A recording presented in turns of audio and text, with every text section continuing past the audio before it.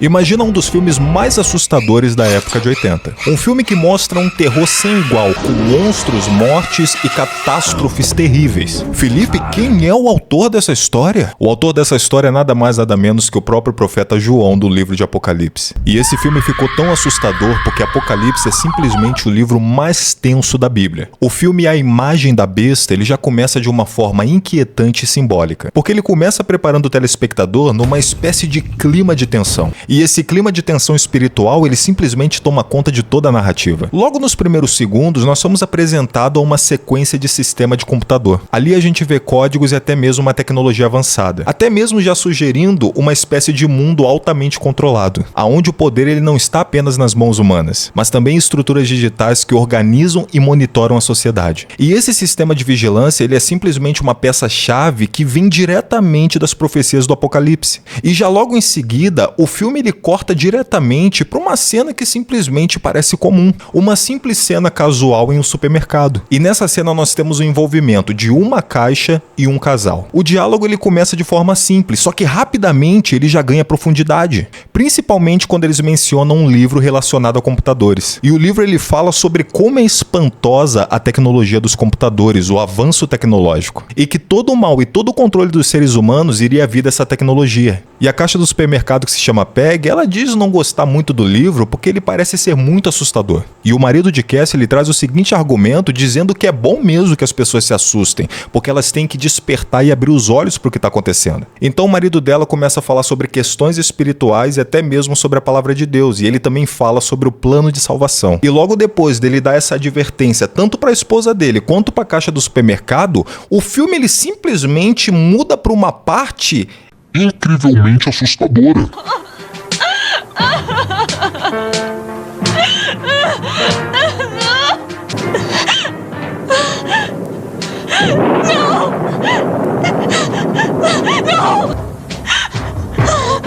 Aonde a caixa do supermercado Peg está numa espécie de plataforma de execução esperando para ser decapitada pela guilhotina. E ali tem mais pessoas esperando para ser executadas e até mesmo o corpo de uma mulher que acabou de passar pela execução. E antes de ser executada, Peg fala com Cindy, que é a irmã da moça que tinha acabado de ser executada, indagando ela por que ela tinha traído elas, que ela na verdade ela era uma espécie de monstro, que ela não tinha alma. Em Apocalipse fala que todo aquele que não aceitar a marca da besta e não negar sua fé em Deus será executado. E aqui no caso o filme ele usa uma guilhotina porque o próprio livro de Apocalipse fala sobre os santos que não aceitaram a marca da besta, eles foram degolados.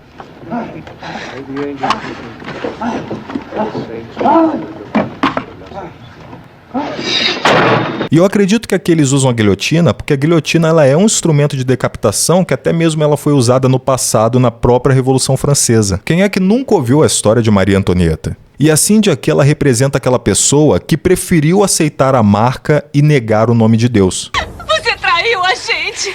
Você deve estar no inferno! Minha irmã jogou toda a sua vida fora por um Deus que nem mesmo existe. Não pode ver que a guilhotina é real. Por favor, aceite essa marca, Patty. E aqui, pessoal, agora o clima ele muda bastante, porque o que antes era uma sugestão, agora se torna uma realidade. E quando a Peg ela vê o horror que estava prestes a acontecer, ela simplesmente surta. Então a parte mais perturbadora acontece, ela é deitada na guilhotina e a pergunta mais emblemática é feita para ela. Deseja renunciar à sua fé em Deus e receber sua identificação na sua mão direita ou na sua testa? Se quiser responder, eu aceito. E você será recolocada em seu justo lugar na sociedade. E a Peg ela comete um dos maiores erros. Ela nega a marca, só que no meio do caminho ela muda de ideia, só que já era tarde demais. E aqui a gente vê que a execução ela acontece de forma fria, automática e quase mecânica. A morte aqui da Peg, ela praticamente simboliza a consequência da dúvida, do medo e da falta de perseverança diante da fé. Lembrando que isso aqui não são minhas palavras, é a interpretação do filme. E essa sequência inicial ela é extremamente poderosa porque ela estabelece o tom do filme. Um mundo que te obriga a fazer escolhas, aonde quem escolhe a Deus perde a sua vida e quem escolhe a marca perde a sua alma. E logo depois dessa cena brutal, o filme ele nos mostra 4 personagens que são importantíssimos para essa trama. David, que é um cristão disfarçado de soldado, Leslie, que conseguiu fugir da execução, Cassie, que é a mulher grávida do início que não teria sido arrebatada, e o seu filho Billy, que no caso já tinha nascido. E essa cena onde os 4 estão, ela é muito tensa. E aqui os personagens, eles estão praticamente vivendo nas sombras, tentando sobreviver em um mundo onde a fé ela se tornou um crime. E nessa cena, o ambiente ele é pesado, ele é quase sufocante. Isso aqui não é apenas um esconderijo físico, é praticamente o reflexo do emocional deles. O encontro ali dos 4 personagens, ele praticamente ele carrega um misto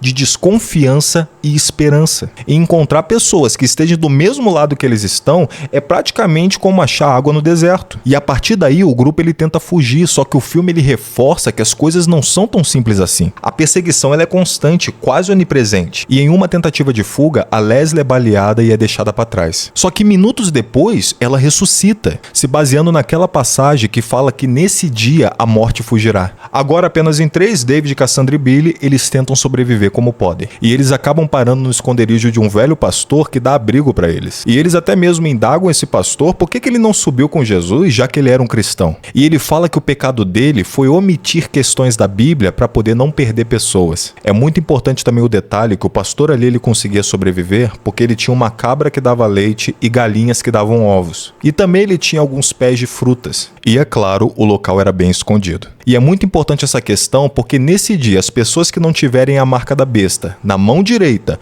ou na testa não vão poder comprar. O dinheiro ele não vai valer de nada se você não tiver a marca da besta. E o pastor começa a ensinar eles sobre o Apocalipse, até mesmo sobre todos os períodos que eles vão ter que passar. Ele até mesmo diz que o período que eles estão vivendo é a grande tribulação. O David ele também fala sobre uma ideia que seria muito ousada e arriscada, que seria fazer uma marca falsa para que eles pudessem comprar. E a ideia ela é muito arriscada porque além de se não der certo, eles são presos e executados. Então ele e Cassie vão no supermercado tentar fazer compras com a marca falsa, mas infelizmente o plano deles não funciona. Eles conseguem fugir rapidamente de lá e por pouco não são pegos pela União. E essa cena ela é muito tensa porque mostra que não tem jeito de burlar o sistema. O sistema ali ele não abre nenhuma brecha, então o controle ele é absoluto. E depois da tentativa fracassada no mercado, a história ela começa a ficar mais tensa e mais sombria, porque a partir dali a perseguição ela se intensifica mais ainda. Após a fuga dos soldados, o David e a Cassie eles conseguem escapar por pouco,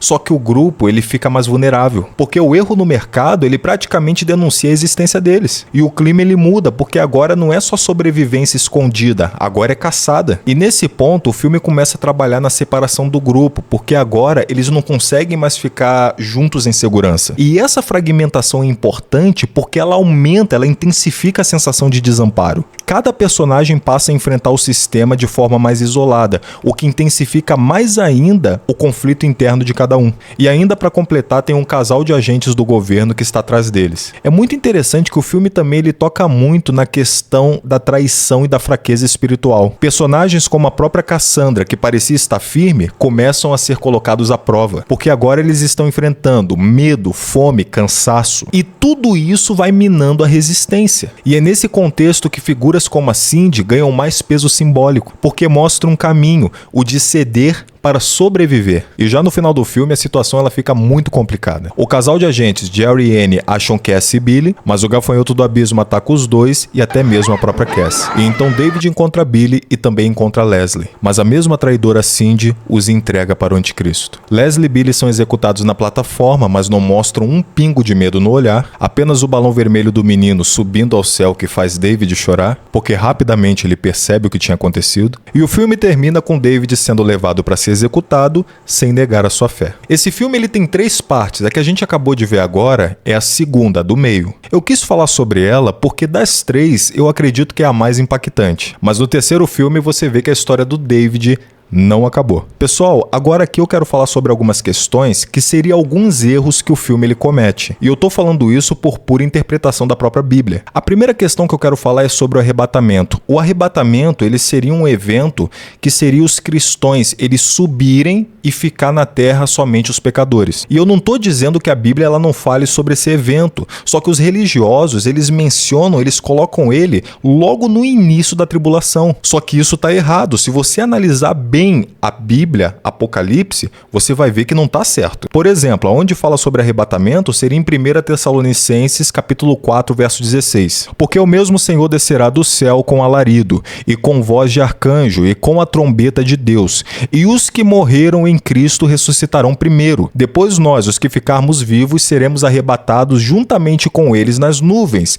e encontrar o Senhor nos ares. E assim estaremos para sempre com o Senhor. Só que aqui você precisa entender uma coisa muito importante. O Apocalipse, ele é dividido em 3 eventos.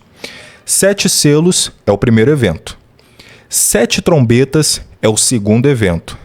7 taças é o terceiro evento. O arrebatamento aqui está descrito para acontecer no final da segunda etapa, ou seja, na última trombeta. E por que na última trombeta? Porque depois da última trombeta são as 7 taças, e as 7 taças é somente ira de Deus, ou seja, não vai poder ter nenhum dos santos, nenhum dos salvos, nenhuma das pessoas que foram fiéis a Deus vão poder estar nessa terra. Pensa todo o ódio, toda a ira de Deus colocada em 7 taças que serão derramadas na terra. Aqui sim começa o verdadeiro sofrimento do homem. Tanto que você vê que está errado que no filme diz que os santos eles foram arrebatados. Se os santos foram arrebatados, como é que a criança, o Billy, ele estava nesse mundo caótico, só com pecadores? Sendo que uma criança é pura e inocente. O Billy ali, ele tinha apenas 3 anos. Tanto que em Mateus 19,14, Jesus fala: "Vinde a mim as criancinhas, porque delas é o reino dos céus." Então, como uma criança de 3 anos ficou em um mundo cheio de pecadores? Outra coisa, em Apocalipse, capítulo 7, verso 3, fala de 144 mil, ou seja, pessoas que são seladas pelo próprio Deus. Essas pessoas, os 144 mil, eles serão selados pelo próprio Deus e o anticristo não vai poder tocar neles. E vocês podem ler o livro de Apocalipse do início até o fim. Vocês vão ver que não tem nada falando sobre arrebatamento ali no início. De acordo com a Bíblia, o que vai existir é o povo de Deus fugindo do anticristo. Outra questão, vocês viram que quando a Leslie, ela toma um tiro, ela cai morta e depois volta à vida? Essa passagem aqui para mim, Felipe, ela não significa que as pessoas naquele dia, por exemplo, elas vão morrer e do nada elas vão ressuscitar porque não vai mais ter morte. Não. Aqui a gente tem que entender uma coisa. Apocalipse, ele fala de futuro. Já está sendo falado que o futuro ele está proporcionando a imortalidade. O que seria a imortalidade? Um avanço da tecnologia que as pessoas, elas praticamente elas não vão morrer por causa desse avanço tecnológico. Então eu acredito que seja isso. Como Apocalipse ele se trata, né, de um tempo futuro, eu acredito que nessa época a tecnologia ela vai estar tão avançada, e já está se falando disso já. Não sei se vai ser tratamento por célula-tronco, o que vai ser, mas as pessoas praticamente vai ser difícil delas morrerem. Então eu acredito que vem nessa questão. É que nem, por exemplo, a passagem dos gafanhotos que saem do poço do abismo, lá em Apocalipse capítulo 9, do verso 3 ao 7, que diz o seguinte: "E da fumaça saíram gafanhotos sobre a terra, e foi-lhes dado poder como o poder que tem o escorpião da terra. E foi-lhes dito que não fizessem dano à erva da terra, nem a verdura alguma, e nem a árvore alguma, mas somente aos homens que não têm nas suas testas o selo de Deus. E foi-lhes permitido não que só matassem, mas que os atormentassem por 5 meses. E o seu tormento era semelhante ao tormento do escorpião." Porque ele fala que aqueles gafanhotos, eles tinham a aparência de cavalos preparados para a guerra, tinham coroa sobre suas cabeças, cabelos como de mulher, dentes como de leão e asas que faziam barulho como exércitos. Alguns estudiosos falam que até mesmo essa representação para os dias de hoje seria sobre o helicóptero. Não estou dizendo que seja mesmo o helicóptero, mas o João, coitado, ele usou as palavras que ele tinha naquela época. E é como eu estava falando para vocês, o Apocalipse ele fala sobre 3 etapas: 7 selos, 7 trombetas e 7 taças. Vamos começar pelo início, os 7 selos. O primeiro selo, o cavalo branco. Um cavaleiro que ele sai para conquistar. Representa engano, conquista e o início do domínio do anticristo. E outra coisa, os 7 selos, eles são antes do anticristo aparecer na terra. O segundo selo é o cavalo vermelho. Ali seria quando a paz ela é retirada da terra. No caso, ele vai espalhar guerra e violência. Terceiro selo, cavalo preto. O cavalo preto vai trazer fome e crise. Quarto selo, cavalo amarelo. No caso do cavalo amarelo, ele vai trazer morte em massa. E ainda tem uma questão. Ele vai matar e ainda lançar as pessoas no inferno, porque diz que ele está sendo seguido pelo inferno. O quinto selo seria as almas dos cristãos que morreram antigamente, que no caso eles estão clamando por justiça, então eles vão receber vestes brancas e vão descansar até a vinda de Jesus. O sexto selo vai ser uma espécie de catástrofe cósmica, ele vai abalar, vai ser um terremoto que vai abalar todo o universo. E o sétimo selo é que vai ter um silêncio enorme no céu. Um momento de pausa antes de algo ainda pior. E o sétimo selo, ele abre caminho para a sétima trombeta. Já as 7 trombetas, elas são juízos que vão acontecer na época do anticristo. No caso, quando o anticristo já estiver reinando sobre a terra. Na primeira trombeta, granizo e fogo vão cair do céu. E 1/3 da vegetação será destruída. Na segunda trombeta, algo como uma montanha em chamas vai cair no mar. E 1/3 do mar virará em sangue. Na terceira trombeta, uma estrela do céu chamada Absinto cairá no mar. E as águas ficarão poluídas e amargas. Na quarta trombeta vai acontecer escuridão parcial, ou seja, o dia ele vai escurecer muito mais rápido que o normal. A quinta trombeta é o primeiro ai. São 3 ais. Aqui a gente vai ter o primeiro. E aqui entram os gafanhotos demoníacos que saem do poço do abismo e vão ferir os homens. A Bíblia fala que eles atormentarão as pessoas por meses. A sexta trombeta é o segundo ai. Um exército gigantesco vai ser liberado e 1/3 da humanidade vai morrer. Sétima trombeta é o terceiro ai. É avisando que o reino de Deus está prestes a se estabelecer. As 7 trombetas são castigos para poder avisar. Vocês que não tomaram o jeito, mudem enquanto é tempo. E agora, meus queridos, é as 7 taças da ira de Deus. E aqui não há mais aviso. Agora não é mais castigo, é ira. Aqui 7 anjos com 7 taças, cheia da ira de Deus, vão derramar cada uma delas na terra. A primeira taça vai ser chagas terríveis nas pessoas que tiverem a marca. Na segunda taça, agora o mar ele vai se tornar completamente em sangue. Simplesmente tudo no mar vai morrer. Aí você vai pensar, nossa, ainda bem que não foi nos rios. Olha a terceira taça. Rios e fontes virarão sangue. Deixa eu fazer uma pergunta para vocês antes da gente ir para a quarta taça. Você gosta de calor? 44 graus, 50 graus? Porque na quarta taça tá dizendo que o sol ele vai queimar intensamente. As pessoas vão ser abrasadas pelo calor. A quinta taça será trevas sobre o reino da besta. Irá haver dor e desespero total. Na sexta taça, o rio Eufrates vai secar. E isso vai ser a preparação para a batalha final do Armagedon. A sétima taça vai ser o juízo final. Simplesmente a queda da Babilônia. Esse vai ser o colapso definitivo do mundo. Outro grande erro que o pastor também comete ali. Ele fala que o dragão, que é o diabo, ele é a besta. Só que se você ler a Bíblia com muita atenção, você vai ver que o diabo, o dragão e a besta são seres distintos. Apocalipse capítulo 13, verso 2. E a besta que vi era semelhante ao leopardo, e os seus pés como de urso, e a sua boca como de leão. E o dragão deu-lhe o seu poder e o seu trono e a grande autoridade. Olha aqui, vamos ler de novo. A besta, olha só, ela era semelhante a leopardo e os seus pés como de urso e a sua boca como de leão. E olha o que acontece aqui. E o dragão deu-lhe o seu poder e o seu trono. Como é que a besta é o dragão? Se o dragão aqui em Apocalipse capítulo 13, verso 2, ele dá o poder e o seu trono para a besta. Ah, quer dizer que o diabo ele é o dragão? De acordo com a Bíblia, sim, porque olha só aqui em Apocalipse capítulo 12, verso 9. E foi precipitado o grande dragão, a antiga serpente chamado o diabo e Satanás, que engana todo mundo. Tanto que a besta ela não é o diabo, que olha aqui também essa passagem. Apocalipse 19, versículo 20. E a besta foi presa e com ela o falso profeta, que diante dela fizeram os sinais com que enganou os que receberam o sinal da besta. E adoraram a sua imagem. Estes dois foram lançados vivos no lago de fogo que arde com enxofre. E olha aqui agora o que fala em Apocalipse capítulo 20, verso 1. E vi descer do céu um anjo que tinha a chave do abismo e uma grande cadeia na sua mão. Ele prendeu o dragão. Olha só, ele prendeu o dragão. Você vê que antes A besta, ela foi o quê? Pro lago de fogo. Ela e o falso profeta. E agora só aqui em Apocalipse capítulo 20, no verso 1, que o anjo ele desce com a chave do abismo e uma cadeia nas suas mãos e ele prende o dragão. E também fala que só depois de 1000 anos ele seria solto e finalmente destruído para sempre. Então esse, de acordo com a Bíblia, é claro, é o verdadeiro fim do diabo. A gente vê que o Apocalipse ele é uma história fascinante, né, pessoal? Esse daqui foi o nosso Clube da Análise. Muito obrigado pela sua atenção. Não se esqueça, temos vídeo toda semana e até a próxima.